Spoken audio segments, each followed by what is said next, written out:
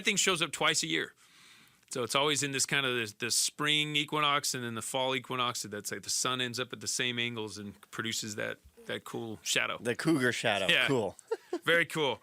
Well, and other cool stuff that you can be growing in your garden right now, we're kind of past the leafy greens unless you've got a nice shady spot to be growing your leafy greens. And if you are going to do that, your lettuces you could still grow, but we recommend more like a mix, like a spring mix of salad greens, and you broadcast them really tight and close together, and you're going to be harvesting them as baby greens, but only, like I said, in an E-type microclimate, which is a filtered light kind of scenario. Now, further on from that, one of my favorite companion plants that you can grow with your beans, your tomatoes you probably already got started, and almost everything else, very good complement to all that, even that corn we were just talking about, is the marigold. And you can plant those via seed throughout your garden and get various marigolds all throughout, and that's a good pollinator as well as detractor of a lot of the pests that show up in the summertime.